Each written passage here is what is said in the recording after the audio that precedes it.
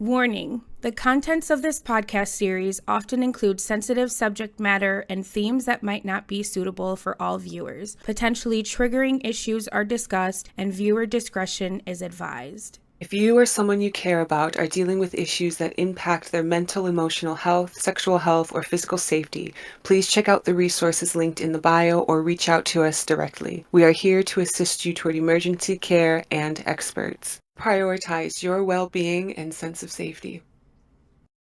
Hello, and welcome back to Shattered Foundations, Reconstructed Self, a podcast where we interview members of the deconstruction community to hear their stories and share them with the world. Here, we dive deeper into the process of deconstructing religion and then reconstructing yourself, who you are, what you believe, and how you are moving forward in rebuilding your personal foundation. I am your host, Tahir Dixon, joined today by my trailblazing co-host, Garnet.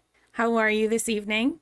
I'm doing well. So excited to be here. Thanks for having me. Of course, glad to have you as always. In today's episode, we get to chat with a community member you may have seen around. We have shared spaces with our guests, but haven't had a chance to have an in-depth conversation, let alone hear the story of how we ended up sharing a community space, essentially. So we look forward to doing so. Today, we get to hear the deconstruction story of TrevorTheOso. Trevor, welcome. How's it going? Thanks for having me, and I'm so excited and happy to be here. Thank you so much for having me. Of course. Thanks for being here. Yes, welcome. Before we dig into our chat with Trevor, I want to take a minute to thank each of you for listening to our show. Your support is truly appreciated. Please be sure to like, share, and comment on today's episode. Also, be sure you're subscribed to the channel, and don't forget to click that notifications bell so you are always up to date with the latest episode of Shattered Foundations, Reconstructed Self. We release episodes weekly. With that said, Oso, take us to the start of your journey. What are your earliest memories of your experiences with religion?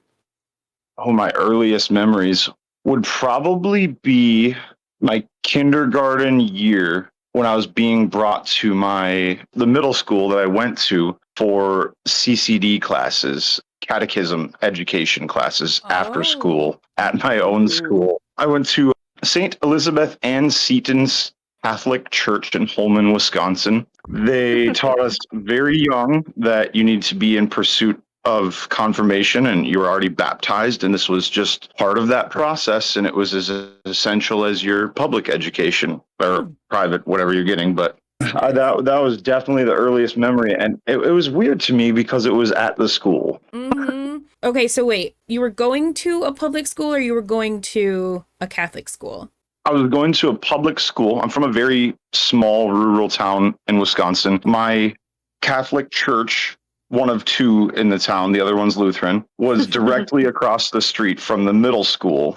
And there would be like a Wednesday service thing, and most people would go to that and bring their kids to CCD, and the people who didn't would just drop their kids off. And the school was kind enough to let the church use the school, and for every grade they had a classroom for that, just like in regular school. Wow. It was interesting. Wow. And do you remember much about what it was like, what you were actually learning, or what it was like, or just generally you remember that is kind of like your start? Yeah, I remember a lot about learning even at the early stages because it was such a big thing in my mind, learning about heaven and hell at that age. And I went home and told my parents, and they're like, yeah, like there's these places you go when you pass away. And I'm just like, what? It's a pretty big thing to put on a little kid's mind. Absolutely. Yeah, we've talked before about how little human brains are not equipped to handle that kind of huge information. They're just not. Yeah, and to be told that we're naturally sinners, and like no matter how hard you try to do good, you're still going to be doing wrong in some way, like making yourself question if you're a good kid at that age was really weird. Yeah. It's like Wow. a blow to your self-esteem while you're still establishing it essentially at that age. Yeah, and I was a good kid. So it's like, what the hell? Right. What age age was this when you learned about the heaven and hell afterlife? I was about 6. Mm. Wow. Okay. Wow. And then shortly after, it led to, the other sacraments that you have to pursue as a Catholic before you get confirmed. Okay. I'm not too familiar with the confirmation process. I've heard these terms like catechism, confirmation, sacraments. Like I've heard the terms, but how I grew up, we were non-denominational, but the foundation of the specific church I attended were Lutheran, who then quickly transitioned into non-denomination. So Catholics were like a double no. So I've heard these terms, but we were never really taught to accept or even like really learn about what Catholics were doing because they were always like the weird ones, which is ironic because every sect is horribly strange, but like right in their own kinds of ways. I'm So completely what unfamiliar with it all. So give me all the okay, information. so I was gonna ask, like, could you define maybe some of these terms? Like, what is Absolutely. confirmation? For sure. So confirmation is you getting this sort of badge of honor marking you as like an official Catholic. Mm. Baptism Okay. is where it starts, and that is the first sacrament in your mission of getting confirmed. And that comes without your consent before you're even aware. That happened when I This was is like the 6 babies. days old. Yeah. Yeah. Right. Okay. So even though I can't even comprehend or like think of something like a Right. God at that point, I'm technically in the Catholic Church already, Mm-hmm. Okay. just not fully like a full member. And then after baptism, I can't remember if it's the Eucharist or like communion or confession. One of those come next. I Okay. think it might be communion, I want to say. I could be wrong though. And then once you get communion and confession, and then certain churches might have other requirements. Like mine, you had to go on 2 youth retreats or 1 mission trip, basically. Mm. Mm. Mhm. And then you had to do so many like service hours, and you had to do altar service. So I had to be like an altar boy. That was terrifying. I didn't want to do that. Mhm. Yeah. Mhm. And Yeah. then when you get to your sophomore year in high school, you take like a final exam. It's not like a pass fail thing. They just give you like a test about scripture and like Catholic doctrine, Is it like really verbal? dogmatic things, really. I'm sure. No, it's a written test. Oh, a written test. Wow. Okay. Yeah. Mm. I had a workbook with homework every year from CCD. We had Wow. homework assignments and had to take quizzes every week. That's Okay. And then, wild. yeah, I think it was sophomore year, so 10th grade. I was probably 14 or 15. I was officially confirmed into the Catholic faith, and you get to pick a patron saint. I chose Saint Christopher, the patron saint of travel, because it was my dream to travel. Get me Aw. out of here. Right. Yep. So what is the Okay. purpose of that though?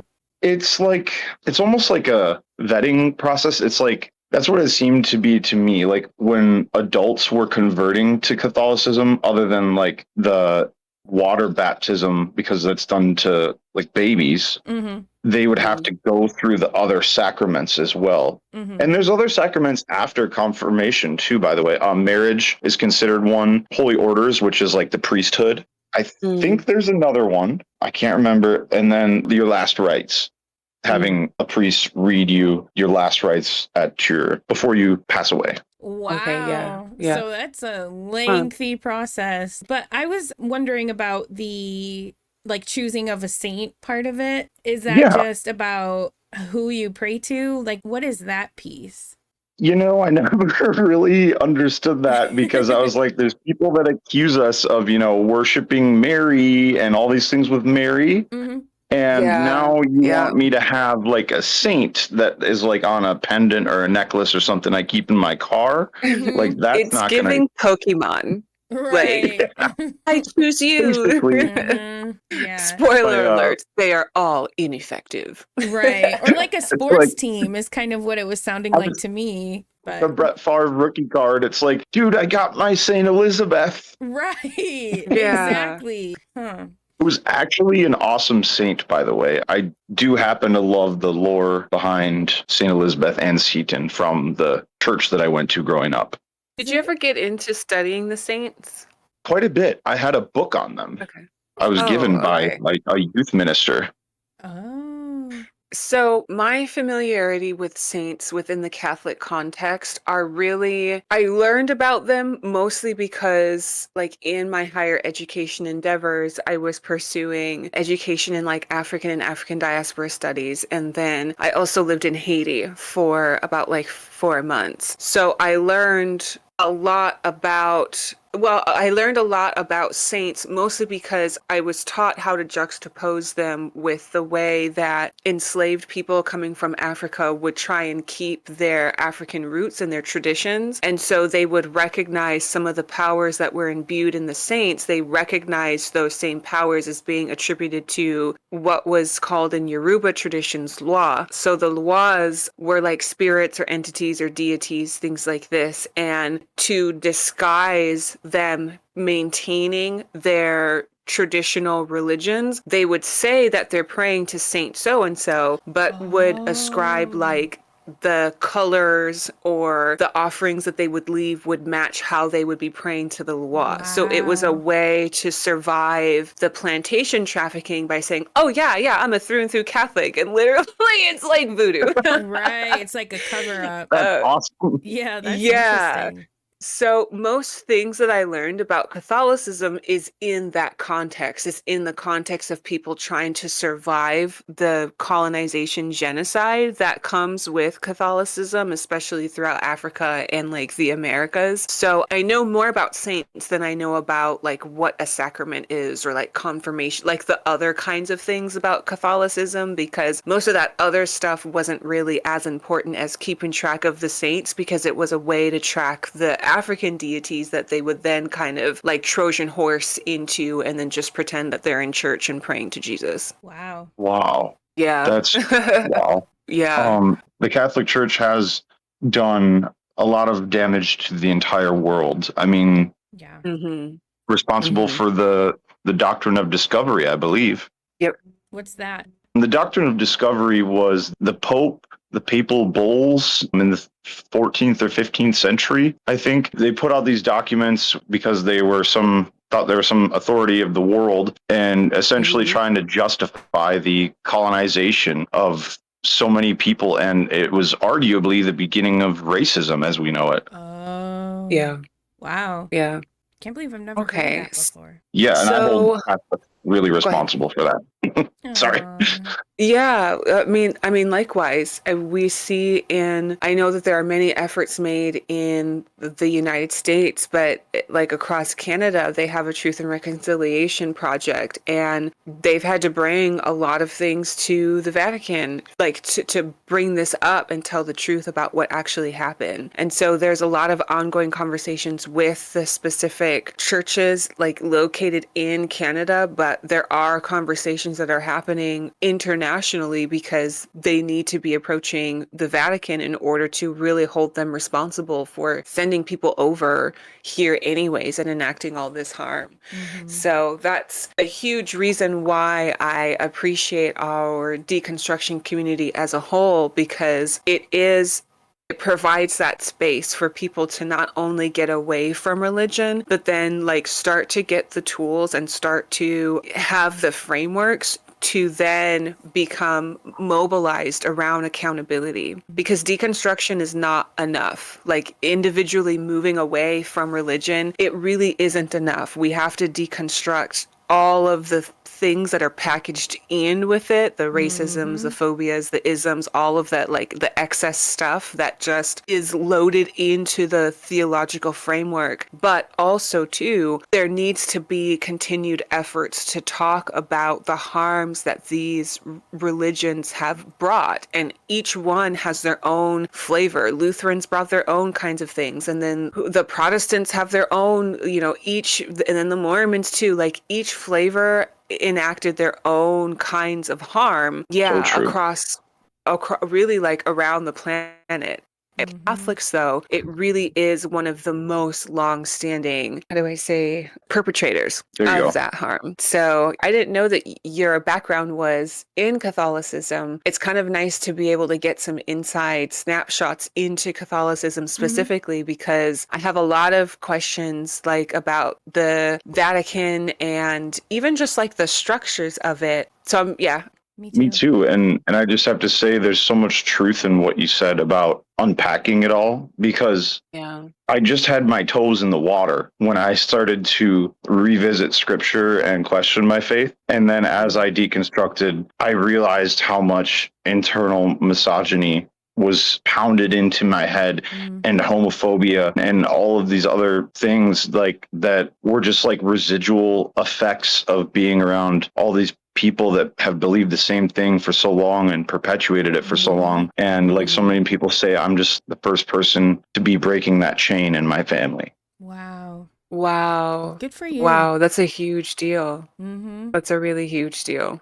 The thing that gets me with Catholicism is we obviously know misogyny is just baked into the theology, no matter what the flavor of the cake is. It's all like the raw ingredients are like sugar, spice, misogyny, racism, right? And all of chemical X's. But Yep. the thing that gets me about Catholicism is that there's so much emphasis on this Mother Mary, Virgin Mary figure, at least with the other denominations who kind of just like cast her aside. It's a little bit to be expected, because then you get more people that are leaning into Paul, and then Jesus Christ himself is purported to be a man. So it tracks, quote unquote, in a sense, with co-opting tribal documents, like the Old Testament, which is very patriarchal in nature. But I've always found it fascinating that Catholicism is still just as harmful towards women, even as their whole thing is like this adoration toward this Mother Mary figure. I find that to be I find that to be like very nefarious. Well, that Yeah, and the too. irony is insane. Yeah. Well, I was going to say, didn't you say, Trevor, that a lot of people think that there is this big emphasis on Mary, which there is, but then there's also other saints that, have emphasis on them, and some of them are women too, or one of them? Yeah, definitely. And like there's two sides of it really. Like there are good things that happen in parts of Christianity with women, but generally it was just like even as a Catholic, I was like, how do women support this? Like Yeah. but there was a great love for many women in the faith and in the Bible and saints, like also even people in the media. Like, have you ever heard of Sister Angelica? Mm-mm. Oh, everyone used to love watching Sister Angelica. It was on this channel with religious people on it, some televangelists, but she was one of the Catholic people, and like my grandpa and a few other people at our church just loved watching her, which was like a cool thing to see. I was like, wow, okay, so there are some people that support women and Right. women preaching too. So that's cool. Right. I mean, but like you said, the irony of being so misogynistic, but then yet also, like praying to women or a woman. But that's like your whole thing. Right. I mean, it just speaks to how incoherent it is, like you're speaking out both sides of your mouth a lot of the times in religion. Yeah. Yeah, it's like you can't have it both ways, and everybody in religion wants to. Right. Exactly. And that's where that dissonance comes into play. Yes. That's Dissonance. right. That's a very good Can't word have for your it. cake and eat it too. Cognitive dissonance.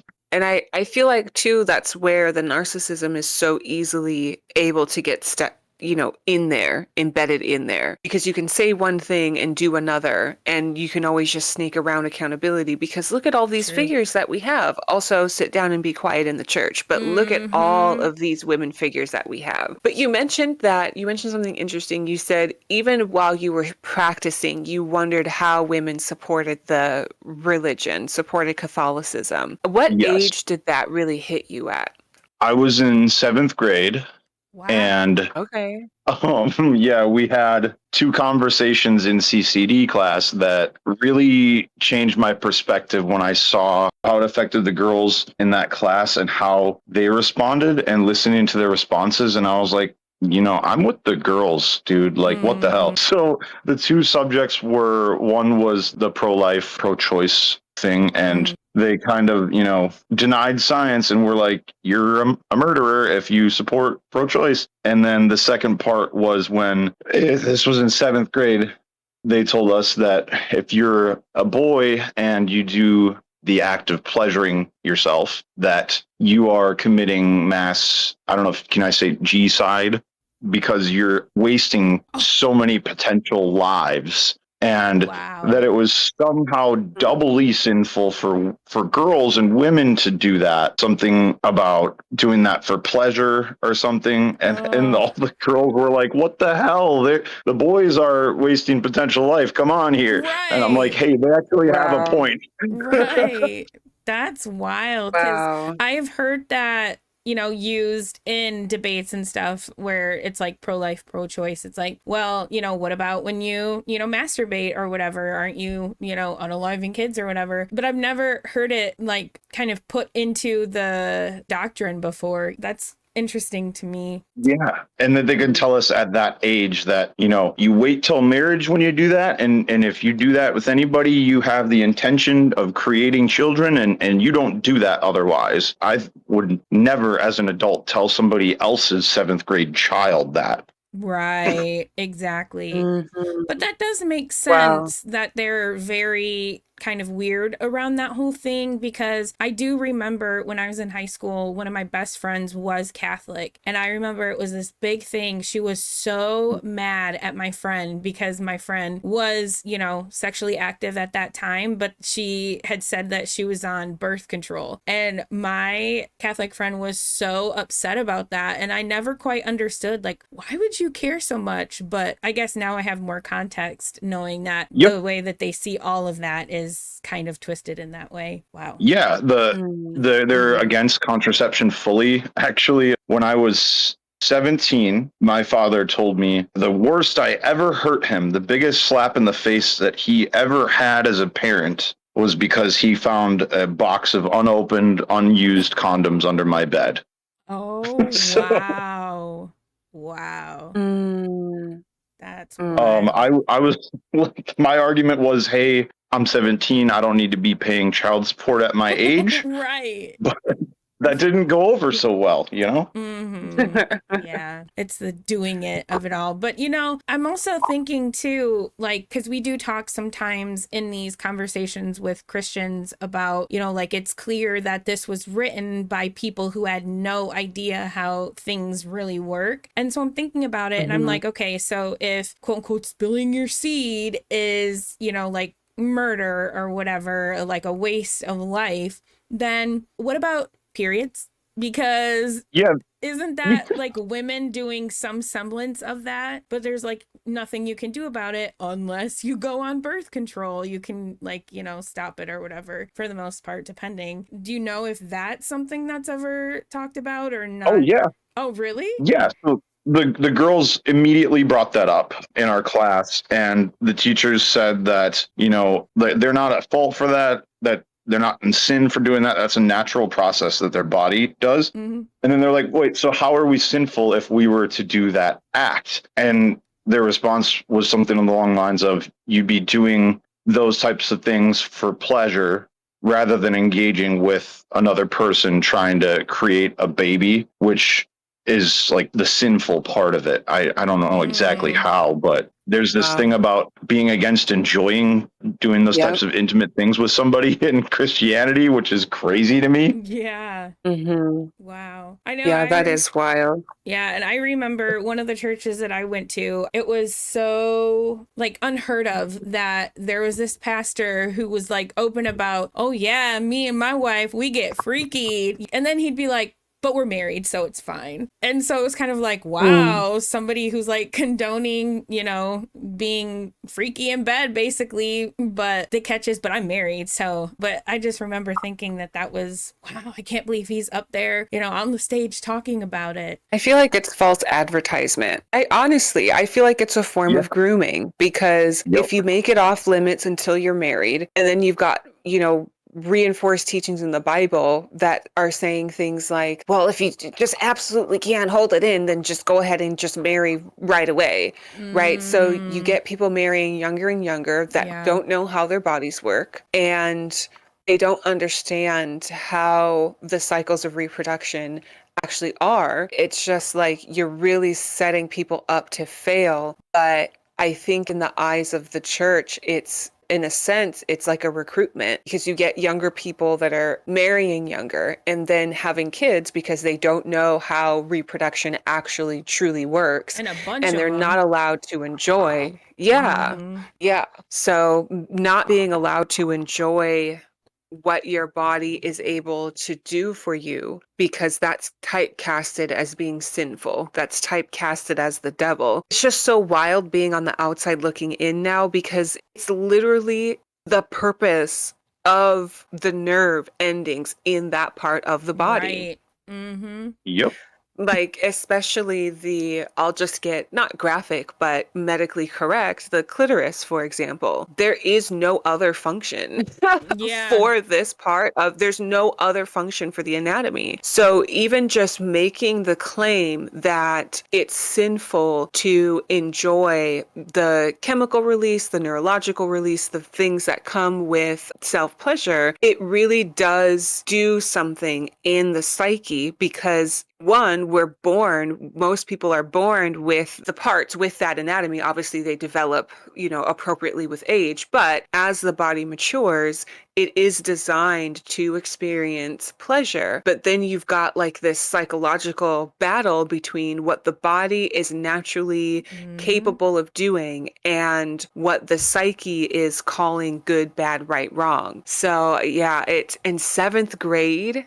Like, so you're grappling with your own hormones, you're dealing with your own development, and then trying to make sure you're not going to hell, right? Trying to make sure, all of the things are like lined up, and your brain is still developing. Your brain can't fully even conceptualize the kind of information that's being told to you, but you got to figure out how to make it work, because the entire state of your soul is on the line if you don't get it right. Like, it's just, yeah, Oh I'm yeah, so sorry. I thought I was gonna burn forever, by the way. Just to be clear. Oh, When me they told us, I too. was like, well, I'm screwed.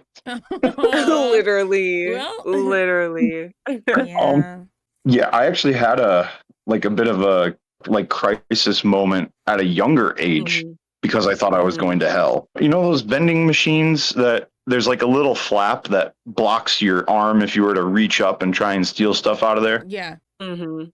I was at the local aquatic center in my hometown, and the vending machine broke and snacks all like were falling down into the thing, and kids were all grabbing chips and things out of it, and somebody gave me a bag of cookies, and I ate some. And when I got home, I was like, oh my god, I broke one of the 10 commandments. I'm going to hell. I'm going to burn for eternity. Oh.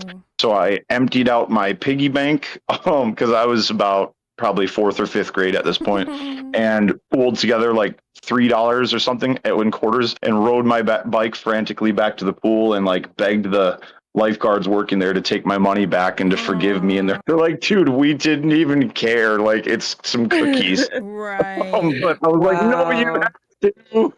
But yeah, that's So Wow. the perfect example of why this stuff is too heavy for kids. I mean, is Mhm. something so innocent as eating a bag of cookies from a broken vending machine put you in that tailspin. And that's, yeah, perfect yeah, Yeah. example. I was like, I'm a horrible kid. I'm so awful. And Aw. I didn't dare tell my parents. It was crazy as a kid. Aw. Wow. Well, and even like for me, the things that I notice are what kinds of activities does this charge come up about? So for me, I mean, I understand cookies aren't necessarily like, a nutritional part of your diet, but it's a food. It's something that you're consuming. And so to be imprinted as a child with this much charge, this much fear, to have this much of your survivor mind activated around eating a food. You know what I'm saying? Like just the act of Yeah. eating it. I know it wasn't a meal, but still it's in that same family because you're going to go and eat a meal. You're going to do the same acts to eat the nutrition that you need to survive versus a snack or a dessert or something that you don't necessarily need to survive. But it's you need to do the same activity to consume it, right? The point is the consumption. And I've listened to a lot of people talk about what throws them into these, as Tahir said, these tailspins. And oftentimes it's over things that we are naturally designed to do or things that our survival depends on, like eating, eating something. It's so aggravating to listen to for me. It's Yeah. In so, hindsight, it is too. Knowing I you're, didn't have to go through that, but you're like, somebody here, Right. wanted Trevor. me to. Right. Yeah, My that's tailspin came with those Left Behind series. I don't remember what age I was. I don't think I was in middle school. I don't think I hit middle school. I think this would have been like fourth or fifth grade. I found the Left Behind series and I started reading them and I could not stop. It was like, they talk about doom scrolling today. It was like Yep. it's the OG doom scrolling. And I don't know, I don't remember how many books there were, but I remember like just on a standard bookshelf, it was like the whole bottom row. And I found it fascinating that they put it on the bottom row where like all our kid eyes could look and see because we're closer to the ground just naturally. And I think I had gotten through like the second or third book. And I finally told my mom that I wasn't sleeping at night. I was, really tired during the daytimes. Trigger warning, I started having like suicide ideations because I could not deal with that stress. I could not deal with that pressure. And I finally told my mom and she grounded me from the series. Like I was wow. grounded. That was my punishment was I could not read any more of those books. And I remember walking by the bookshelf and like wanting to grab the next series. One, because I have to complete a cycle. Like I have to complete the thing. And so it bothered me that the task was undone because I have to complete the series. But two, it's hard to stop. Once you start kind of tail spinning, in a sense, you want to like know as much as possible to figure out how to get ahead of it. But every chapter I read, there was just no escaping this eternal damnation and then all of the suffering that came with people who were left behind. And then I was going to like, the Sunday school and learning. I remember listening to one guy that was like, it could happen right now or right now. He did it was like 5 minutes. 5 minutes straight. He was like, Oh nope, my now. I'm just like, just as a kid, my mind was just like frazzled. So I definitely hear what you're saying about that tailspin because I was about fourth or fifth grade when I had mine. And then I got in trouble for having an existential crisis. And my punishment was I couldn't read the Left Behind series anymore. right, which the damage was already done at that point. Yeah, Yeah. and then I got in trouble for it wasn't like serious trouble, but it was almost like I got blamed for going into an existential crisis over books that were available in the church's bookshelf. A lot of You, victim blaming. Yep.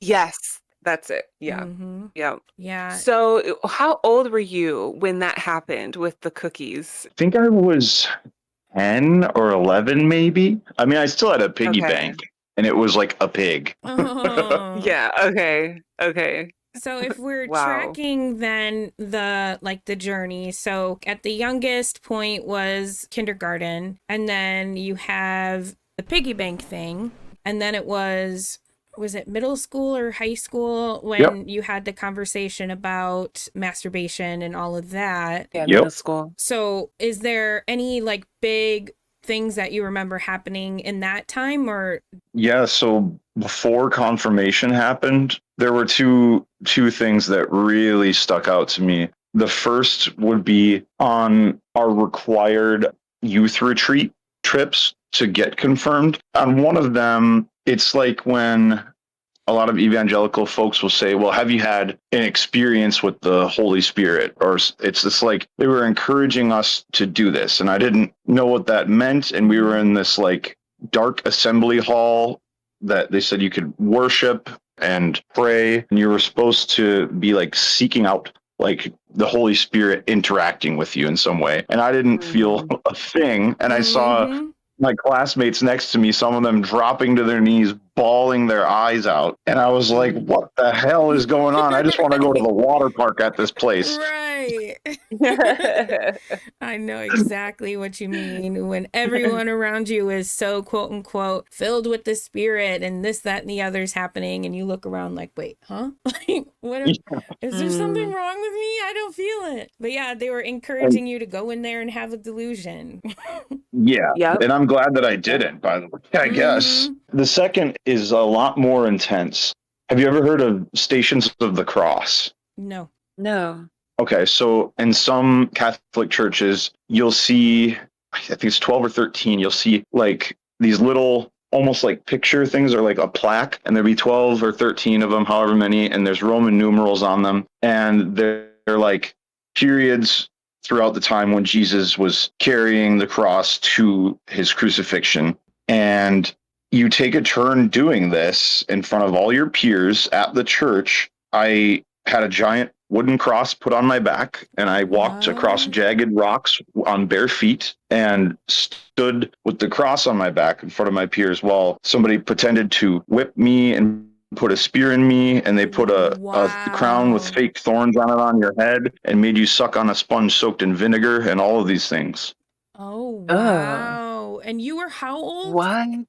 I believe I was like 13. This was right before confirmation, like maybe the year before. My goodness. That sounds like a humiliation ritual. Yeah, it sounds abusive, like psychologically. Yeah, I was like, I don't want to do this. Like, I don't want to walk on rocks bare feet. Like, this is weird.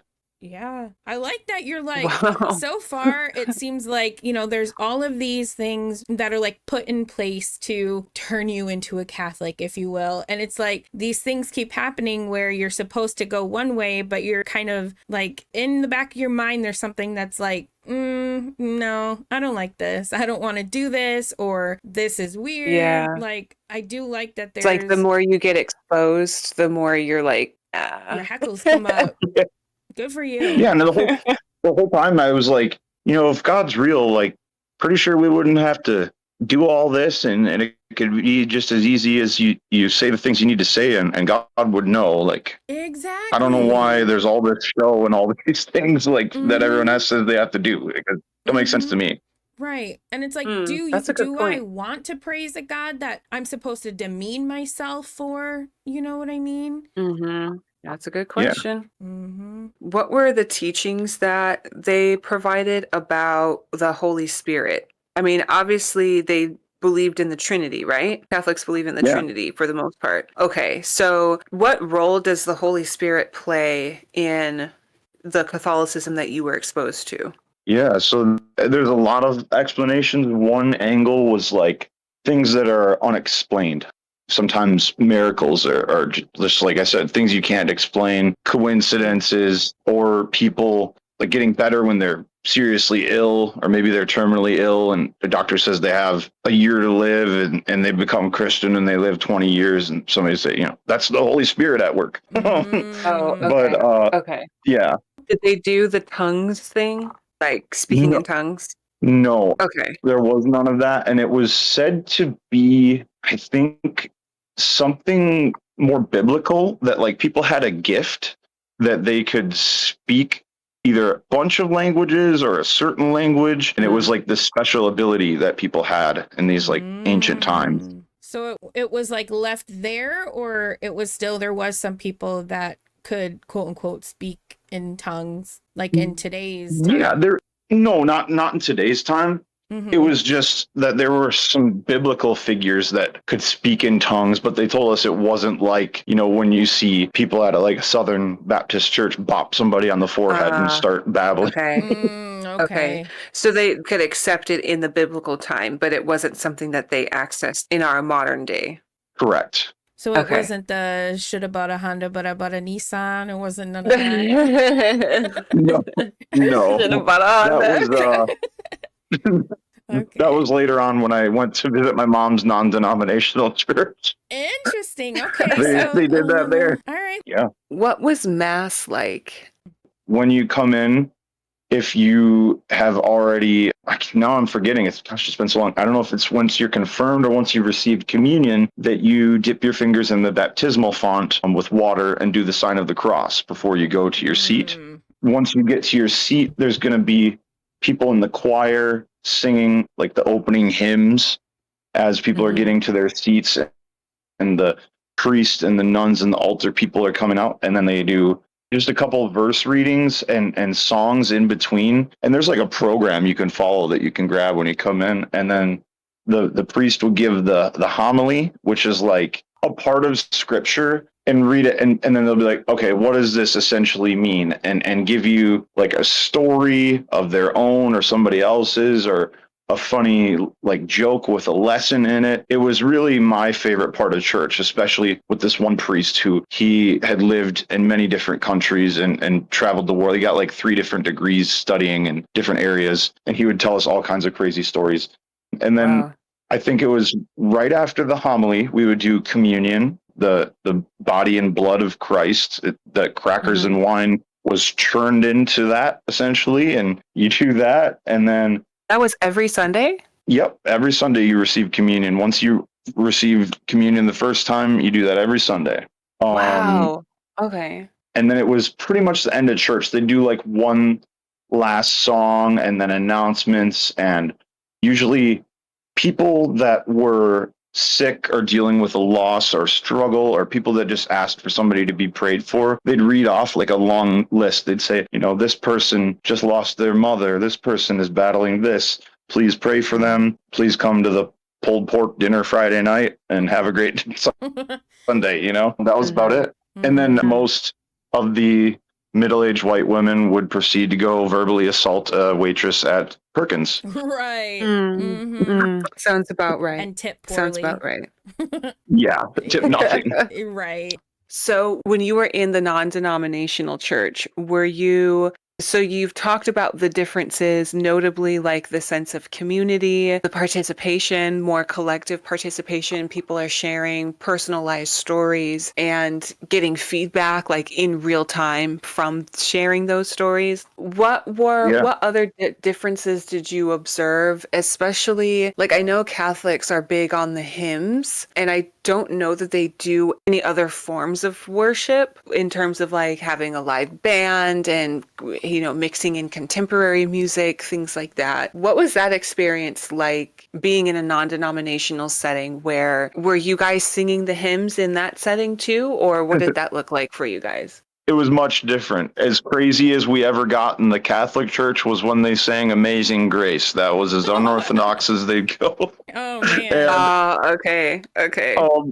In the non-denominational one, people would never do this in a Catholic church, but people will get up out of their seat and be shaking their hands above their head and sprint down the aisle and sprint back up. And say, thank you, Jesus.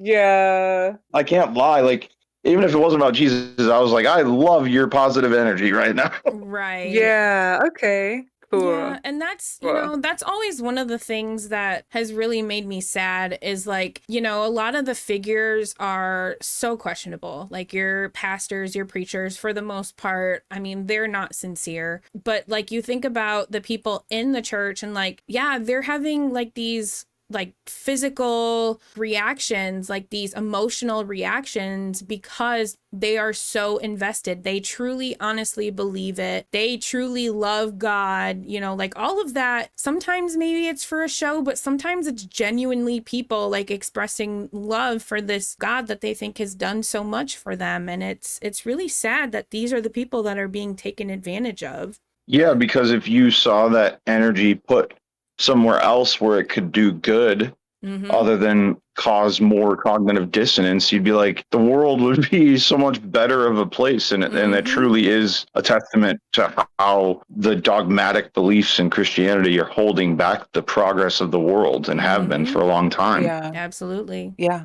Yeah, because it breeds narcissism, it breeds, self-centeredness, selfishness, doing things for the wrong reason. Rape culture. Right.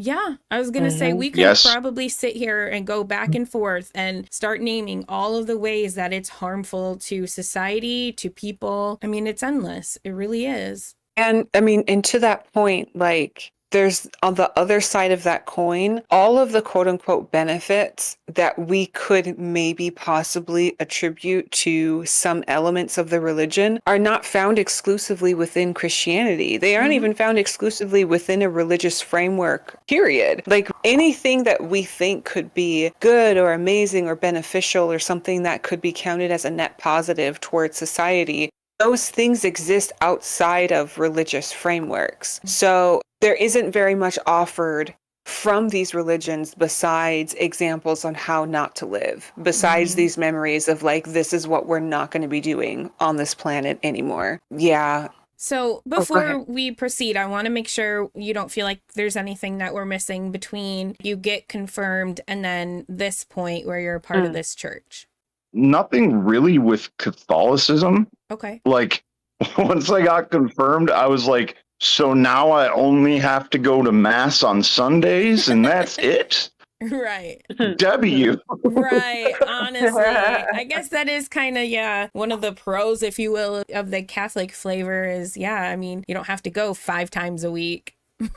Yeah, but in my That's family, we did pray before every meal. We had to be with each other at the table all together, and we did pray before bed every night. And sort of naturally, I would pray before games I was in. I was in football and wrestling and hockey and all types of sports. Other than mass, it was just a lot of praying. Right. But hearing you talk just now unlocked a memory of how harmful this whole thing is to children, because I don't know if it was often, but I can think of one particular time as a child. Actually, it must have been a period of time in my life because I felt like if I didn't pray before I went to bed, that God would wake me up in the morning, then I might not. So it was like I was chronically making sure that I'm praying every night so that I can live for the next day. And that's so, that kind of stuff messes with a kid's brain.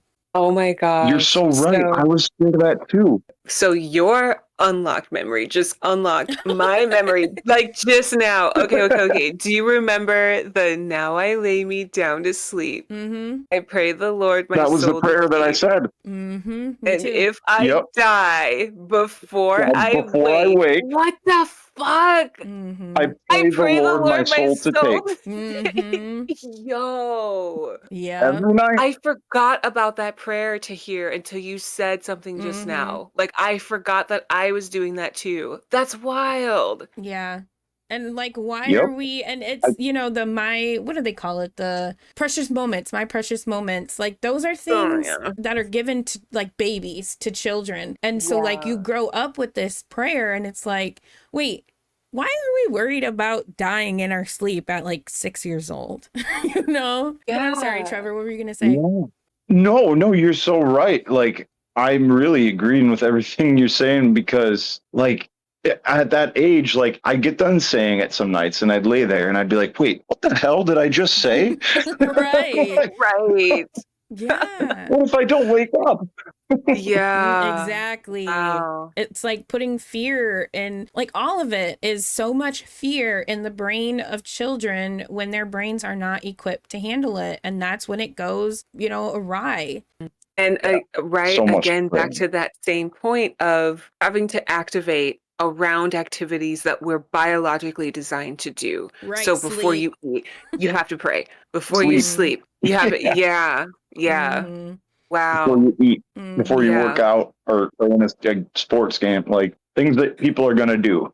Right. Make sure you remember that God. And because you could die. Exactly. Just randomly in your sleep. So make sure you're covered or, ask that you be woken up tomorrow because you were probably already going to do it, but you never know, And then I also, do... Jesus could come back. Right. Exactly. I guess that's true.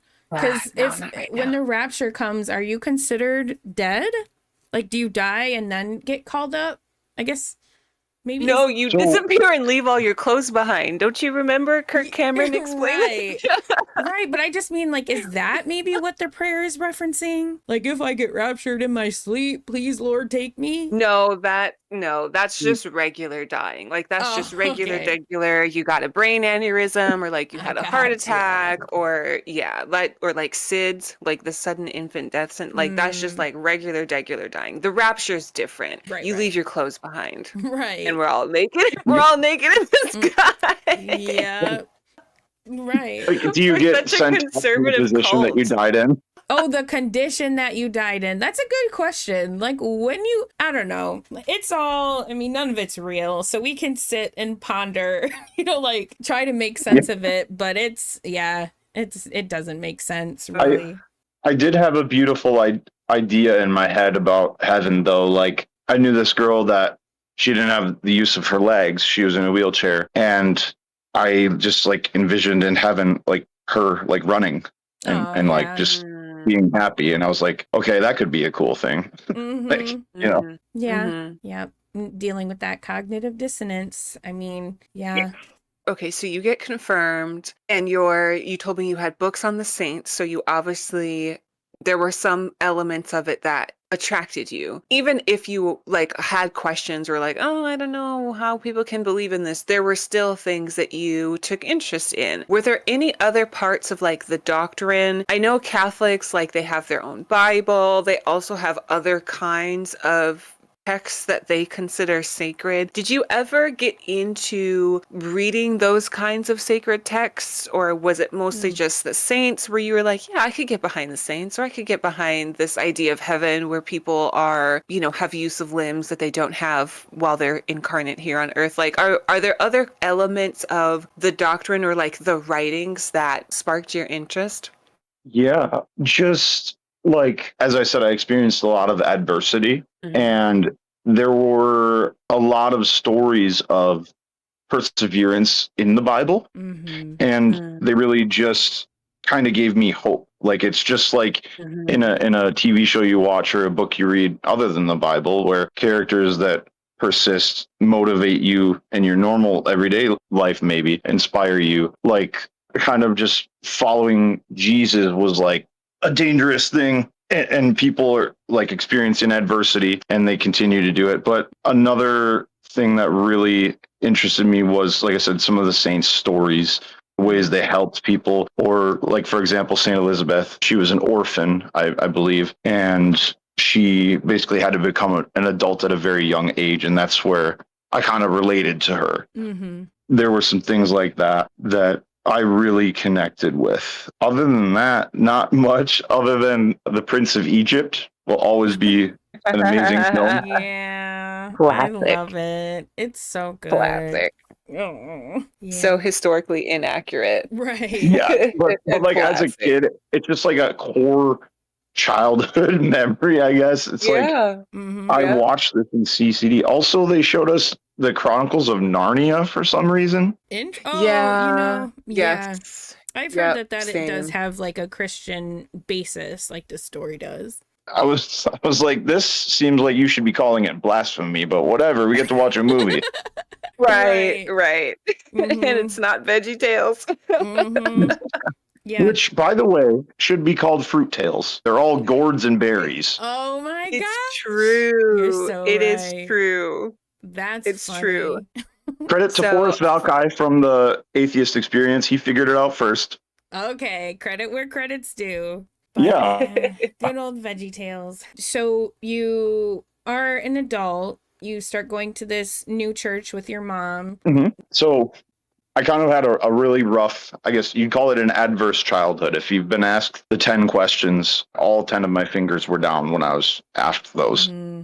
I left my dad and cut pretty much as many ties as I could with him, and got to be with my mom more when I became an adult. And it was shortly after becoming an adult, this gentleman, Pastor Chris Cry, started a church in a little tiny office space, and then he used a local Catholic middle school's auditorium for a while, and now he's got his own whole church, and it's really cool. It's called Neighborhood City Church in La Crosse, Wisconsin, and this guy welcomes like people that have been addicts or felons or like people that often aren't accepted in a lot of places, unfortunately. And he's helped a lot of folks and has actually been a light and a person that's given me hope for Christians. I still, like, if I saw him today, I'd say, "Hey, Chris, what's up? I love you, man," and give him a hug, because he was there for my mom in hard times when she had a miscarriage. When my stepfather got out of prison, he helped him. There are so many things that church did that were good.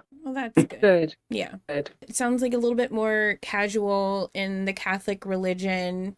Did that kind of carry over, or because of your hardships when you went to this new church, you were like diving in head first, you were all in? What was that like? It was, they weren't as intense about it. Nobody was in your face like, "Hey, why aren't you here?" And people in the Catholic Church were. They're like, "Hey, you weren't at CCD. What the heck's going on?" Or, "You weren't at Sunday Mass. What's up with that?" Like, I was skeptical towards my mom. Like, I was like, "Wait, so it's different than the Catholic Church? Are they cool with like contraception and other things?" And she told me yes about all these things. And I was like, "Okay, well then, yeah, I'll definitely go and I'm open to it." And I did sort of dive in. I just started going to their services, and a little bit of it was preaching, but majority of the services there, because there were so many people that had been through a lot, was giving testimony. Oh. And yeah, people would talk about their struggles, recovering from addiction, dealing with a loss, dealing with a miscarriage, dealing with sickness or illness, or coming out of prison or having a loved one in prison, something along those lines. And I just really, really loved hearing that and seeing others rally around those people. Because when people do that, they'd start crying and getting emotional, obviously, because it's a tough thing. But you'd see other people run over to them and give them a hug and hold their hand and say, "Hey, I'm here for you." And that was beautiful, because in Catholic Church, the most interaction you were going to do was barely shake somebody's hand and say, "Peace be with you," and then not look at anybody else other than your family the rest of the time. Right. Well, you don't want to accidentally spill your seed. Like, you need to be very cautious. Right.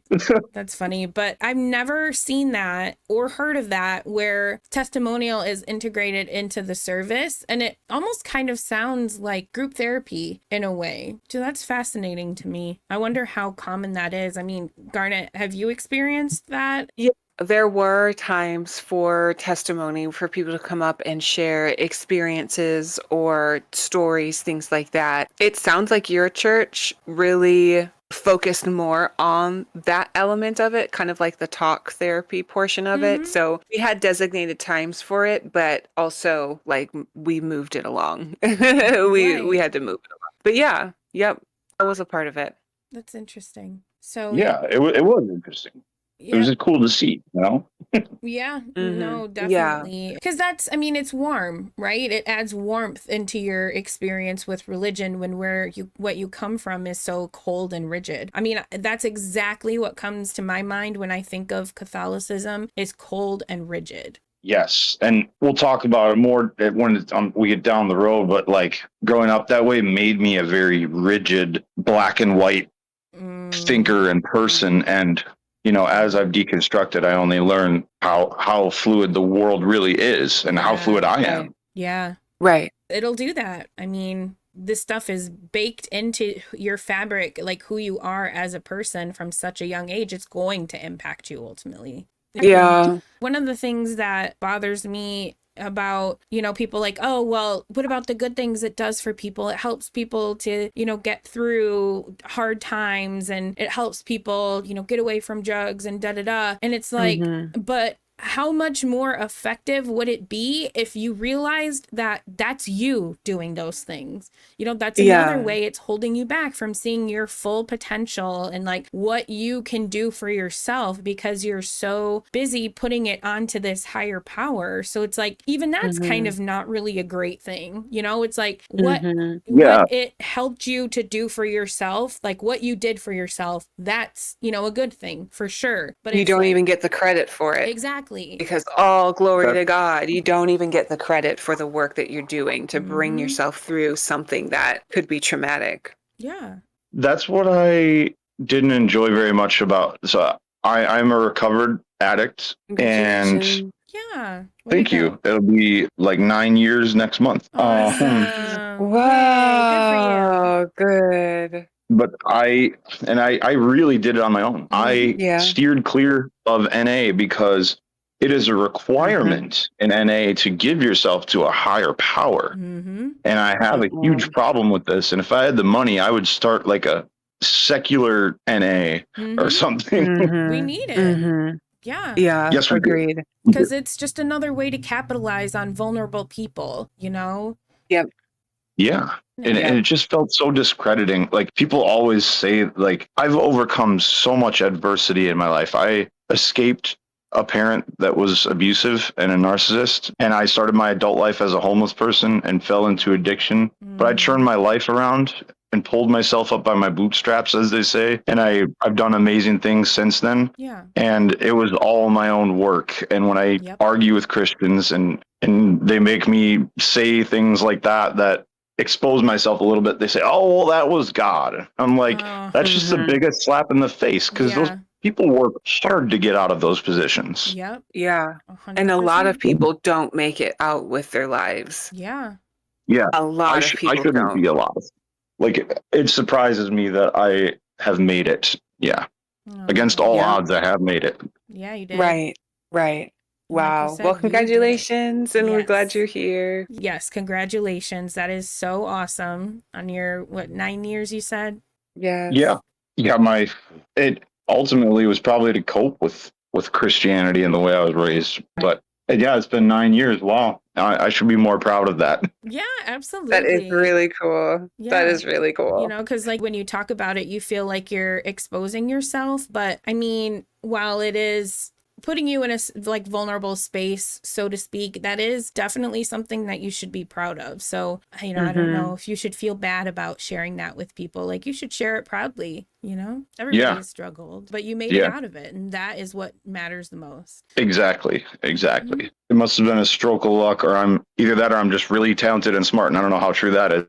So I don't know. I'm behind that one. So I choose B. So, can we talk through this transition a bit? Because you mentioned briefly about being unhoused. So my mother and my father got divorced at a very young age.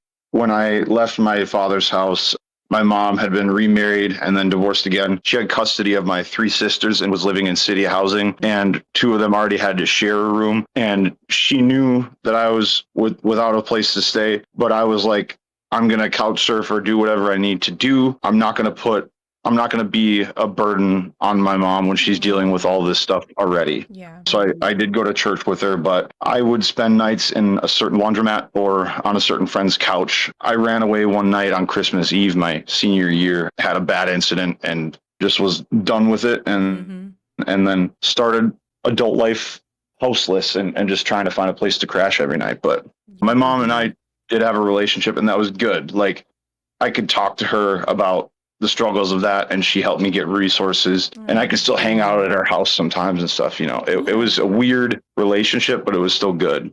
Anyways, Good. just to give you some Okay. background.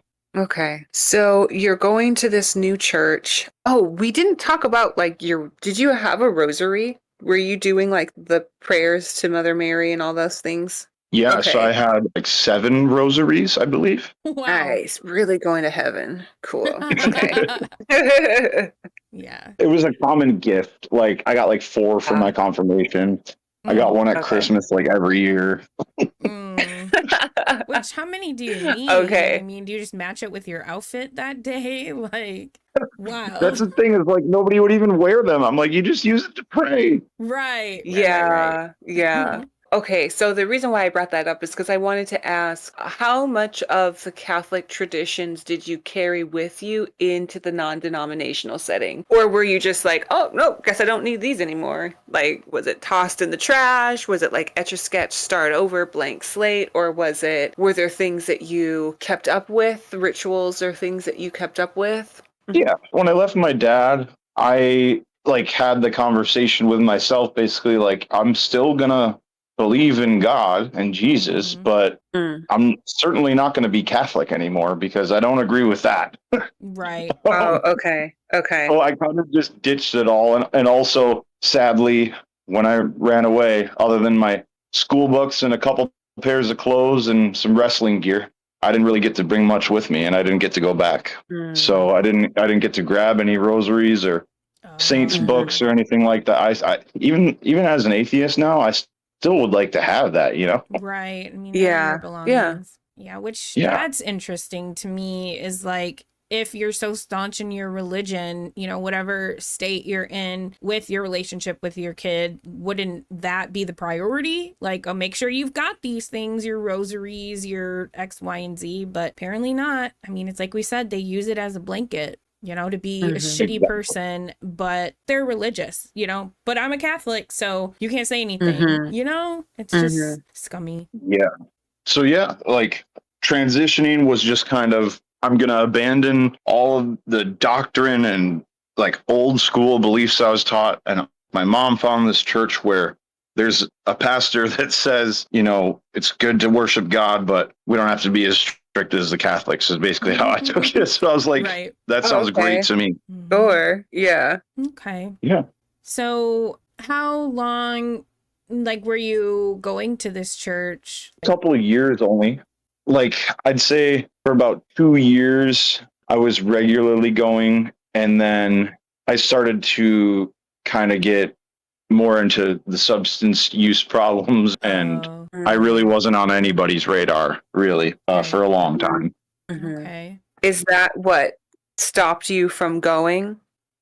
Yeah, like when I was fully addicted, now being outside, like since being sober, I've seen other people do this. I would disappear from people that were regularly in my life, and I would just shut everybody out except for the people I was using with. It was like I felt like they would know no matter what, and I was too ashamed to even be around people. Yeah, that's what I was thinking. It's a shame thing. Yeah, because it's like there's so much bad stigma against people that use substances in this country, and it's a hellscape, capitalism. And if somebody needs something to cope with that world, like I can't really blame them for going to that. Sure, we got to help them get better, but Right. I know now I have It's nothing to not a feel ashamed moral. about. Right. Yeah, Yeah, it's not a moral failing.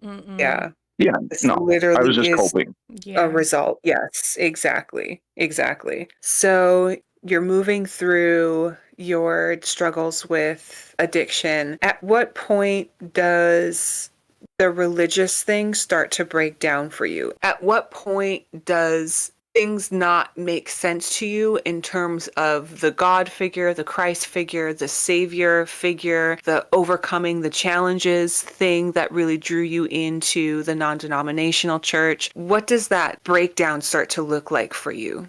Yeah. So I was religious and Christian, just not practicing throughout my addiction.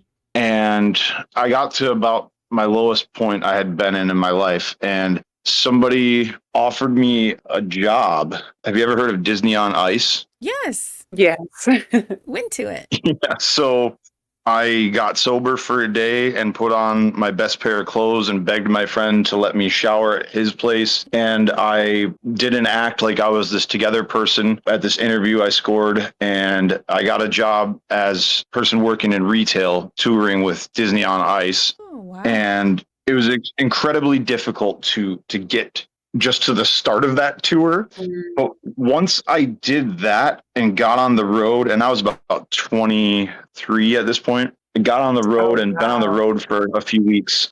Like I had told somebody about my journey, like I'm telling you guys, and I was like, yeah, and I got this amazing opportunity, and now I'm going to travel the country, and I'm making all kinds of money, working with people that are wonderful from all over the world. And they go, and who do you have to thank for that? And I go, well, myself, of course. I worked really hard. And they go, no, I'm talking about Jesus. And I go, fuck you, dude. Right. That Literally. was the beginning for me. I was like, no, there was no God. I did this. I turned my life around. I took an opportunity and I found it. And that's kind of where it all started to fall apart. And there's also a Bible in every hotel room I stayed in. So I started to read it again. And yeah, and I started to get I was really agnostic for a while till I was maybe 27-ish. And somebody just said to me one day, do you believe in God? Like, I knew you grew up Christian. And I said, No, I've revisited scripture after growing up that way, and I've thought and thought and thought for years and never really outright said it, but I think I might be an atheist at this point. Oh, wow. Oh, So that was okay. your realization kind of in the moment type thing. Yeah, like I hadn't outright said it. I had been contemplating things and thinking about things for a couple years, like I said, after reading a lot more. And then when somebody asked me, I was like, geez, like, I guess I don't anymore. But when I did that, it was like a whole nother roadblock. My best friend had passed away, so I had to let go of the idea of I was going to see him in heaven when I Yeah, passed away that's myself. hard. Yeah. I also had like a whole nihilism existential crisis where I was like, oh my God, I have no purpose. But then I was like, well, it's subjective. It's up to me to give my life purpose. It's really up to Period. me. Yep. Mm-hmm. Mm-hmm. Yeah. So it was like a double-edged sword in that sense. Like I was like, oh God, it's so freeing. Like you come out of the bondage of Christianity, but then you're faced with these roadblocks. You have to like Yeah. reform your whole mind. Out of the kettle into the fire. Mm-hmm. Yeah. Yeah. It made me more aware too. I started to pursue therapy and get help for my mental health because I knew I had been Yeah. messed up from Christianity and my father. And Mm-hmm. now I go to therapy and I've been diagnosed with PTSD and ADHD, and I'm on a waiting list for EMDR, and I'm getting way better in terms of dealing with anxiety and depression and other residual things. It's Yeah. a slow process, but I'm healing. And also huge credit to the deconstruction community, especially on TikTok. Mm-hmm. A few people there, I might not still be here today if it weren't for them. Really? The community really keeps me going. Seeing people like Joyful and Crystal and Justin and Mezzo, Christina Carroll, like so many people Mm-hmm. every day inspire me to keep going, even when I don't want to do it. You're all my light. If you're listening to this, you inspire me and keep me going, trying to not get choked up right now. But everyone in the Aw. community and me feeling like I'm part of a new community that actually cares about me has been so much more fulfilling than anything ever was in Christianity. Yeah. Yeah, it's also surface level there. You connect with people on such a surface level, in such a surface level way because we aren't what matters. It's what's up there that matters. So I could totally get that. Yeah, there's more substance to these connections and these relationships that we have right now. And that actually does make me wonder. So like, how did you find the deconstruction community? Yeah, so when I first got on TikTok, it was not my intention to find the deconstruction community. Right. I was working a security job, and I had one job that was to lock two doors at a certain time point. Other than that, I sat at a desk. So I Wow. scrolled TikTok for like a year and a half just to pass time. Mm-hmm. Nice. And then they had the live streams, and I saw this woman with a prompt up and I finally had enough followers to join. And she said, "Can you prove God exists without personal experience or scripture?" This woman's no longer on TikTok. Great friend of mine, though. That's good. I won't say their name because they're no longer on social media. But people on their panel were Tiny Smoz was one of them. He's an A1 day one for me. Tiny. Yeah, and I'm trying to think of some others. Rowdy Rod and Rhett. He's got a pride flag and it's back of his profile picture. I'm trying to think of some other folks. That's how I met Nanners from Nanners Deconstruction and so many other folks. It was kind of my intro into that. That was in 2022, I want to say. Wow. 2022 Oh. or 3. Yeah. After that, I discovered LG. Do you know LG? No. Mm-mm. Oh my goodness. So she's former Southern Baptist and she writes parody gospel songs. Ooh. Nice. Love And that. Nice. yeah, Nice.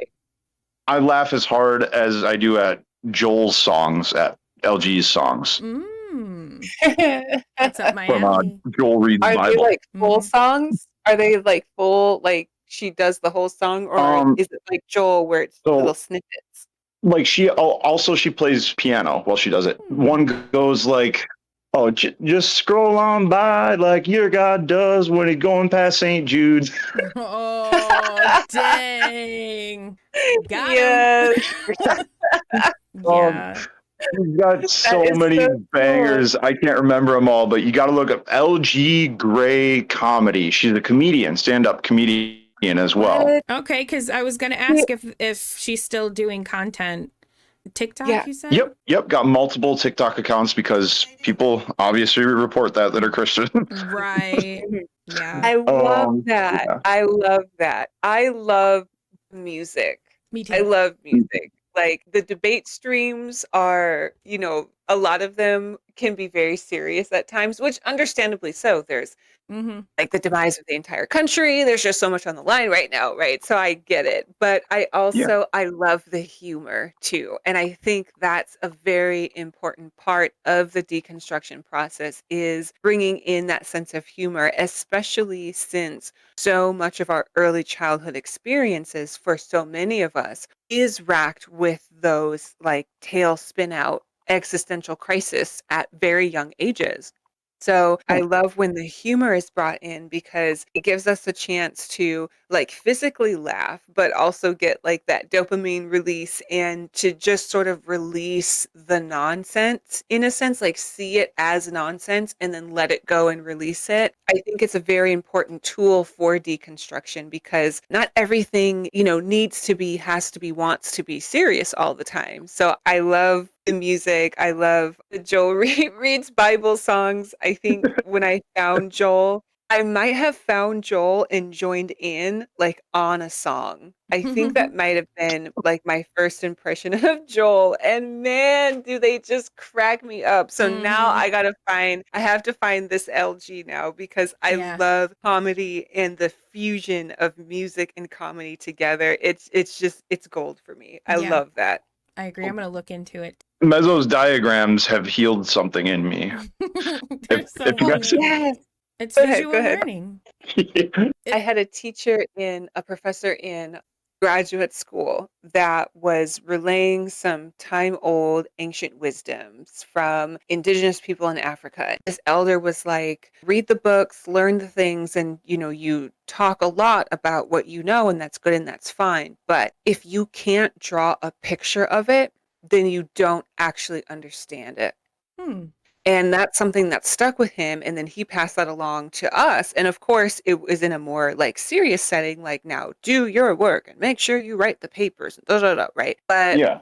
I think about that often with mezzo. I know, like, it's a very the satirical element of it is very much there, like, I can't wait, like, I wanna see, like, is it gonna be boobies? Are we doing, like, the balls and, like, the penis kind of thing? Like, I can't wait to see, like, what comes out, And it but I makes think sense. often Yeah, absolutely, that's what I was gonna absolutely. say is like that's the thing that I love about it is it is fun, it's goofy, but if you like get past the dick of it all, like what he is saying is Mhm, making sense and he has a mhm. point. And the way that he's Yeah, able to do both of those things at once is it's yeah, his own thing. He's made his lane and yeah, all the props and kudos to Mezzo for but that it's a because powerful tool. Like, mhm, it's a very powerful tool because it's not just something that is being imprinted in the people that are already trying to deconstruct, like, "Oh, it's funny, I can see the balls." mhm, So there's that element, like, that's just the vehicle, like, the humor is just the vehicle. mhm, The Yep. package that's being delivered, it can cut into the parts of the brain, like, it really does bypass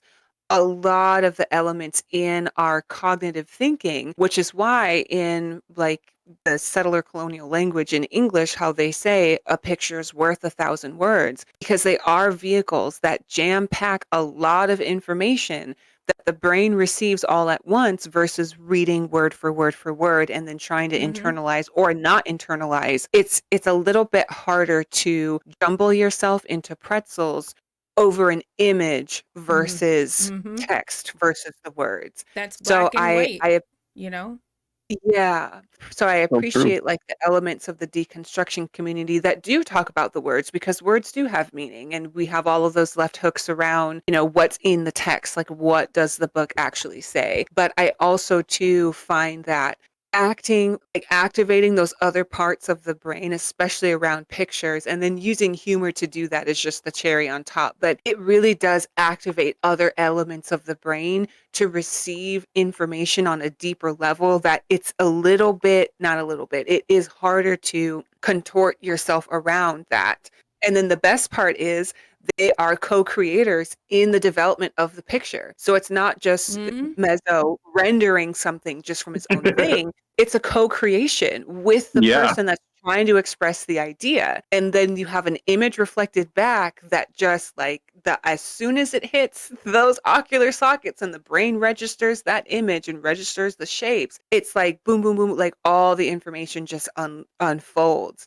So yeah, I definitely appreciate the different skills that we all bring because it takes all of us in yeah. whatever thing that we like to do, whether it's music, whether it's drawing, whether it's satire, whether it's being an expert in ancient Hebrew languages and reading those old text, like no matter what realm each of us likes to be in when it comes to live streaming, it all helps. It just reaches more and more people. Yeah. But I was going to Definitely. say with Mezzo's drawings, when I said, it's black and white, it's because he's taking this information, this, point that you're making and regurgitating it onto this drawing so that you can see this is what you said. This is what you agreed with Mhm. as I was drawing it. So it's like your own points are staring you in the face. And how are you going to then argue with yourself? Because like you said, it's a co-creation as he Mhm. goes along. So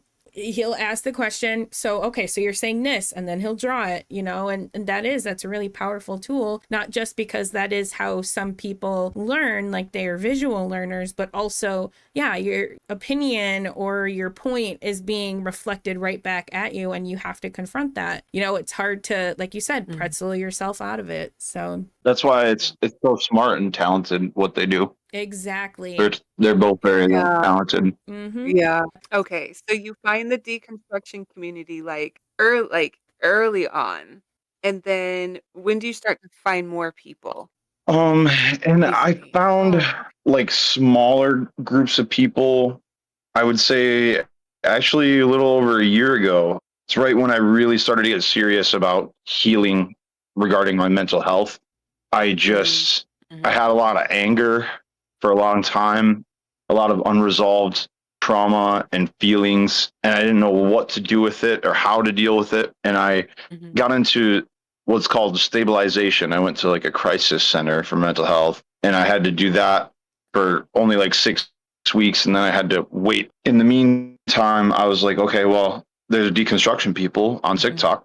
I can like maybe this will help me heal to just talk about it. I met so many other mhm, folks like Solo Vino and Solo. Hippie the Prophet Hip hip. and Misery, and also I guess with deconstruction and even more than just deconstructing from Christianity. I don't know if you know Annie or Witchy Nanners is her username. Mm-mm.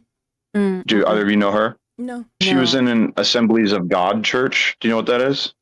Kind of. Oh I've heard yeah, of I them. know what Assemblies of God is. Yeah.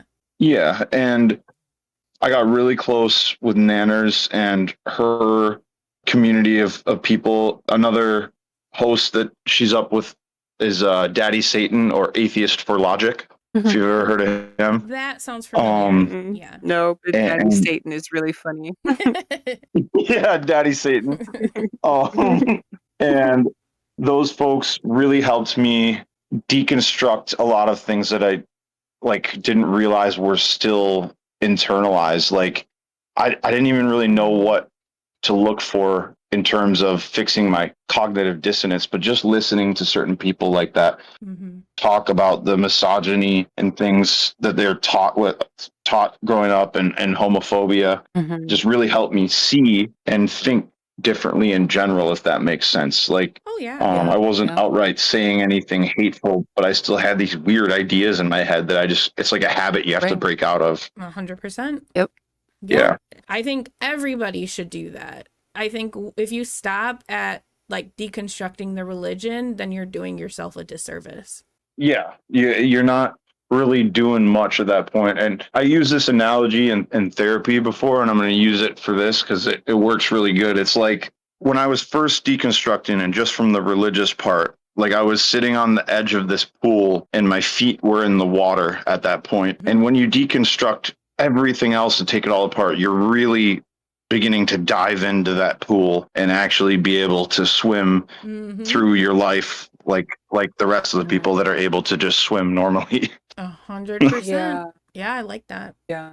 Yeah, that's kind of the way I've looked at my therapy too, is like there's my trauma, this big pool, and now my therapist is going to help me jump in.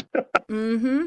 I think too little people realize that in order to truly move forward with your life, like in a healthy way, you sometimes do have to go back. I would venture to say most of the time you do have to go back and start healing things from the past before you can start healing, really healing in the present and, for your future. So I applaud you for your bravery in doing that, because the awareness to do it is one thing, but the strength to do it is, that's even another thing. So good for you. It takes Yeah, and courage. yeah, it does. Like, although my gender is non-binary, I'm a male, and assigned male at birth people are taught in America anyways to not do these things. And it's like still hard. I should reach out more to other people. I know there are people that would listen, and I don't reach out sometimes because I don't want to be a burden. But if there's any other male people listening that feel like you're going to be a burden, you shouldn't believe that, because it's okay, and people are more than willing to just listen to you. Might surprise you how many people. Just to double check though, you said you're non-binary? Correct. Okay. Yeah, I use they them pronoun.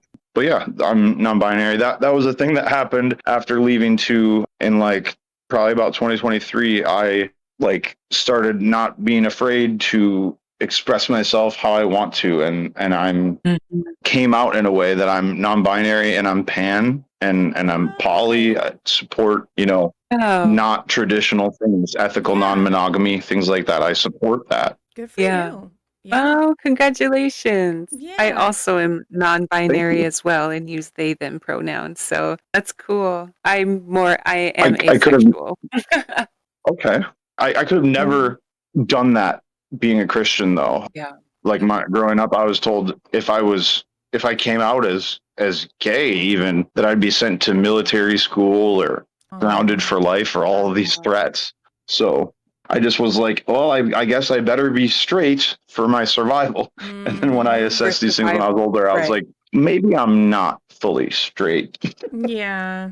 Good for you. I'm glad you were able to come to that place in your life where you felt comfortable to do that. That's really awesome. And, I personally, my belief is that if everybody is, like if it's consensual between adults, like you're doing it in a way so that like everybody's on the same page, then do your thing. Like I have zero judgment for anybody who, wants to break the norm and, explore like ethical non-monogamy, like that kind of thing. So, Consenting adults. exactly. Consenting adults. There are Exactly. too many people on the planet that cannot get both of those things in the same room at the same time. Right. Like, yeah. And it sort of dismantles the patriarchy a little bit too, which I kind of Oh, like. absolutely it does. Absolutely it does. Breaking the mold. Yeah, for sure.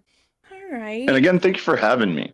Yes. It's Yeah, this has been awesome to be cool. here. It's cool getting to know you. Yes, I suspected you were a You as cool well. person, but you're a very cool person. You've been through a Thank lot you. and you've come out on top. So, all the snaps, hats off, kudos to you.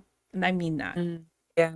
Thank you. Yeah. And don't stop doing what you're doing, because just even if only one person hears this or something, like just having the opportunity to put the message of part of my story out into the world means so much more than I could put into words to you. So just thank you so much. And to other people, that might mean just as much. Yeah. Yeah. Of Yeah. course. Awesome. It's an honor. So I was going to ask, do you feel like we're kind of caught up with your, like the deconstruction aspect of it? Because it sounds like we are fully into the reconstructive part of your journey at this point. Do you feel like we missed Correct. anything or? Nope, not really. Nothing big with the whole Christianity thing or with deconstruction really. Yeah. Okay, beautiful. So that is perfect for when we get to this part of the conversation, the reconstruction part. We want to really embrace that. And so we have some questions that we like to ask that really help us to, dive into who you are today, having gone through everything you've gone through. And so that being said, we'll go ahead and jump into these questions here. Okay. Starting with, what are you most proud about? What am I most proud about? I would have to say going from being a homeless addict with barely anything to one of the most valued and awarded contractors with Feld Entertainment and Disney on Ice they ever had in Aw. just over 3 years Wow. was an amazing thing. I got a customer service excellence award that nobody had received in the past 12 years. I got into a management position. I got on a Wow. salary. I am so forever proud of that. And while I was recovering, at the same time, I was going to a different city every week, working 16-hour days Wow. and just picking myself up by my bootstraps and coming out of homelessness and addiction and Yeah, just letting my life do a 180. That's what I'll always be most proud of. you should be. That is awesome. That Mm-hmm. is awesome. So we've talked a bit about the internal changes that have occurred, like the unpacking of the biases, recognizing those things. If you want to talk a little bit more about what other internal changes you've observed. Yeah, just my way of thinking. Mm-hmm. I can be more critical or skeptical of things. Like I used to take so many things just at surface level, or I was like naive or gullible where I would just believe most things. But now I'm like, okay, like prove it. Show Mm-hmm. me Yeah. how that's true. Mhm. And that protects me and it helps me navigate everyday life much Yeah. better. And also I make just better decisions. I don't make destructive ones because I think a lot more before I act or speak now. Yeah. Mhm. That's awesome. Mhm. I like Wow, that. that I is like, cool. yeah, how you see that. Yeah. What would you say is something that you would still like to learn going forward? To let go of anger easier, to let go of more anger Mm-hmm. because I've done so much Mhm. healing and everything, but I've still like I felt like I was cheated a little bit Yeah. and I've always got some frustration there Mhm. and I've held on to a lot of anger through my life and I feel like even still I probably hold on to it a little too long if somebody personally upsets me or something and I have anger towards them. But that Mhm. it's a slow process. It'll Yes. happen over time, I Mm-hmm. think. Mhm. Yeah. It's human, to have these emotions and these reactions. And yeah, it's how you deal with them. Yeah. Ultimately Yeah, is, and oh go ahead. no, I was going to say is the big piece. But yeah, go ahead. I've learned to say like it's like a trick I'm doing on my mind like I am experiencing being angry. I am not anger. I am not what angry Yeah. is. Mm-hmm. And it Yeah. like changes my thinking a little bit. Yeah. I like Because you that. don't have to identify with it. You just have to acknowledge and accept that this is what you're experiencing. Mm-hmm. Exactly. I like that. So who or what inspires you? Who inspires me? That's a really good question. This man, his name is Jason Luloff. He was a wrestling coach in high school my senior Oh. year. He was an assistant coach before that. Um, he knew I was in a bad situation when I was finishing high school, and he would come get me from wherever I stayed and take me to school to work out beforehand and get me Oh. food and take me somewhere after. He protected me from an abusive parent that tried to show up at sporting events. Mm. He changed Mm. the culture at my high school with misogyny and a lot of bad things in the wrestling team. He created the first all girls wrestling team in Wisconsin, and now Wow. there Wow. are over 20 in the state. He Wow. is Wow. now the athletic director at my high school that I went to. And he taught me so many lessons when he was my coach, just about how to treat people, a partner that you date, a friend, a family member, a teammate. And this guy is like tough as nails, and whatever happens to him, he'll just keep going. He always inspires me. I know he's not known in the deconstruction community, but No, that that is person just is fine. is always in my heart. Yeah. Yeah, that's cool. Very That's valuable cool. things Yeah. to take, take away from watching somebody for sure. Yeah, definitely. What would you say is your passion as of today? My passion as of today would be, oddly, and I never thought I'd be at this point, is content creation. If you looked at my page on TikTok, you'll see videos from the games that I play. Okay. And I've gotten quite a big following, just between 7,000 and 8,000 followers right now. And Wow. Hey. I feel like an artist in a weird way. Like, I always like drawing and art growing up, and this feels like a weird form of it, but I tell stories with my videos and funny jokes, and people connect to them. Like, some people just say, "Hey, I love your videos. I'm going through a really rough time." Like, it Aw. really brightened my day, and that is enough for me to enjoy the hell out of it. And also, I get to play video games to make the videos. So that's like a Right. passion of Yeah. mine too. It's kind of the two together, really, because I've always loved Yeah. gaming. That's Yeah. awesome. What video Congratulations. games do you play? So since I'm trying to build like my niche and trying to build myself up, you're supposed to stick with one game. So right now I'm sticking with Ghost Recon Breakpoint, it's called. Hmm. And you can do Okay. so many things in it. And I've connected to so many people with it. For example, even in the deconstruction community, did you know Ethan Lawless? I've heard the name, I Mm-mm. think. He passed away, a beloved member of the deconstruction community Hmm. last year. And Oh. you can do a cooperative mode in Ghost Recon and get other people to join you and really create any scenario you want. So I made a video of us in like military dress uniform, and we're at this football field, and we did a 21 gun salute for Ethan in like a Oh, video. Oh, that's awesome. wow. Wow. Yeah. Yeah, I wouldn't say that's a weird kind of art at all because digital art is very much a thing. And, Yeah. it takes a certain kind of artistry to, do what you do, no matter what it is. So, yeah, don't undermine what you're doing. That's Yeah. You're I awesome. love right. video games. Most viral video, it's got over 1 million views. I created Major Pain from the movie. Oh, that's funny. Major Yeah. Pain. Is That's that the hilarious. comedy with one of the. Yeah. Wayans Brothers. Yes. Okay. Yes. Okay. Okay. Yeah. Yes. That is Yeah. funny. Yeah. It's a funny movie. Yeah. But yeah. So, So. so our next question for you is, where do you find joy? Where do I find joy? I, as well as spending about as much time as I would at a full-time job, I work a full-time job. I'm a security guard, Oh. and I find joy in helping people in the ways that I wish law enforcement would. Mm. So, like, I just acts of service. Like, I saved an old lady's Shih Tzu the other day that ran into the street because she couldn't come out and get her. Yeah. Um, Mm. Aw. I am fluent in Spanish, and I stood with this woman in the room in the hospital she was with because she didn't speak any English, and the doctor asked, or the nurses and doctor asked me to stay Oh. because they couldn't get a hold of a translator. When I was posted at a hospital, I helped answer questions while this woman was going into labor and helped everybody through that. Wow. That was one Mhm. of the greatest things I think I ever did. Cool. I have done CPR. I've provided first aid. I keep mental health crisis center cards in my wallet because I've had to use them, but I keep Aw. those and cigarettes and I give them to homeless folks. And I've stopped and had conversations with homeless people and told them that I was there once and you can be where I am someday. Yeah. And Mhm.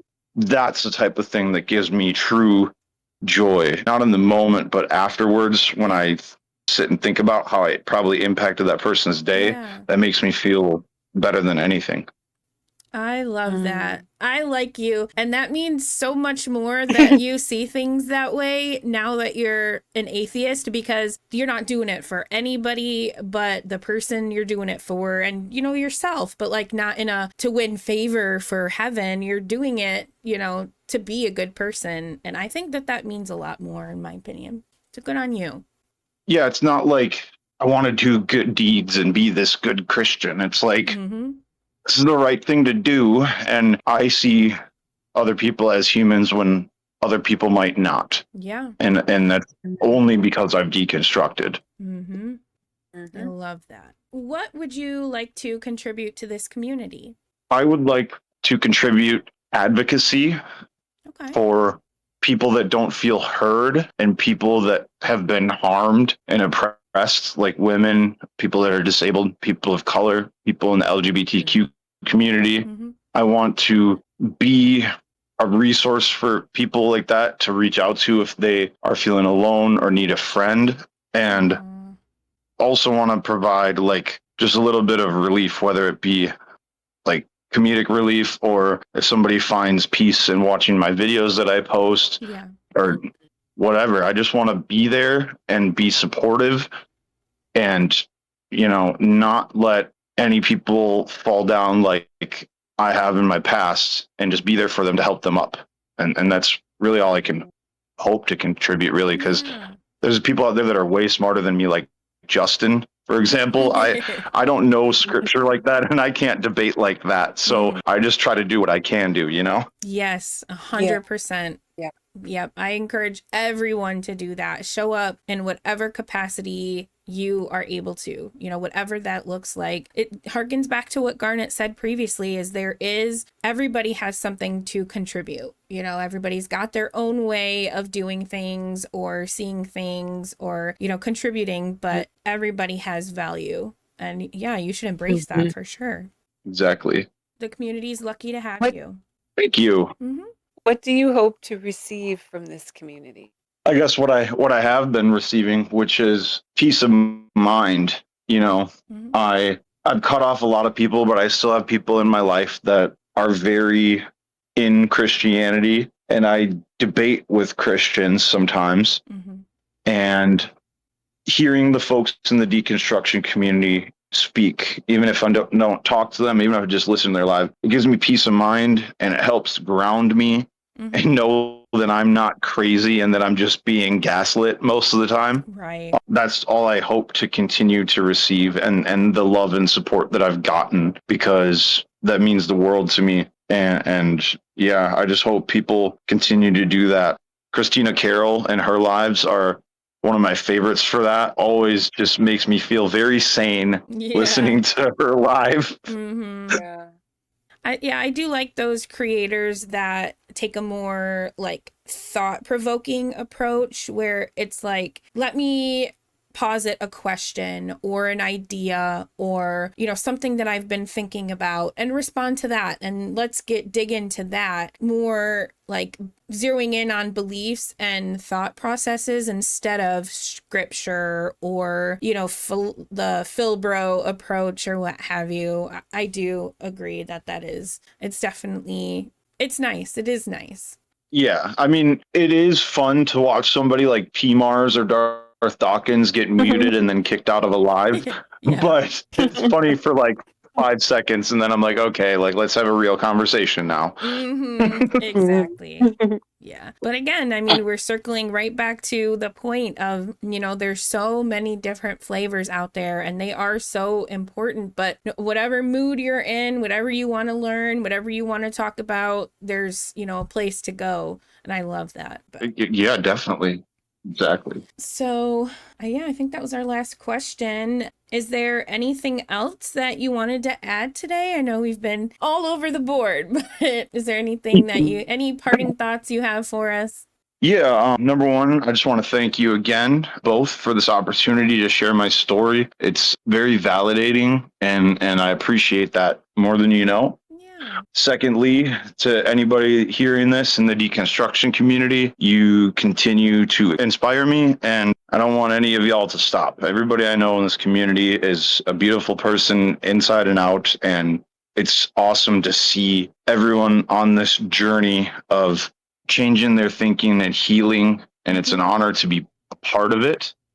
And I'm so glad that I found it and that I am where I am today. I don't even know if I'd be alive today if it weren't for the people that picked me up in the deconstruction community when I felt like I lost my entire community and people that had the same belief. And when I felt so alone, when I found this group of people, I didn't feel so alone anymore. Yeah, that's beautiful. That's awesome. Mm-hmm. That's awesome.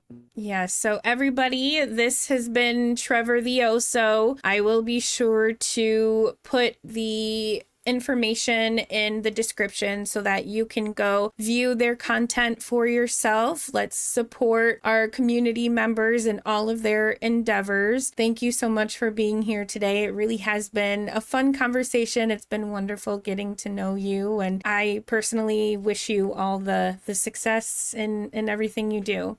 Thank you for being you. Thank you so much. And I'm sure I'll see you in the lives and we can enjoy all of the songs and diagrams together. Yes, absolutely. Yes. For those of you still listening, share your thoughts with us below. What spoke to you the most about today's episode? Are you interested in sharing your story with us? Please feel free to send us an email at shattered.foundations1@gmail.com. Catch you next week for another episode of Shattered Foundations Reconstructed Self. Bye. Bye.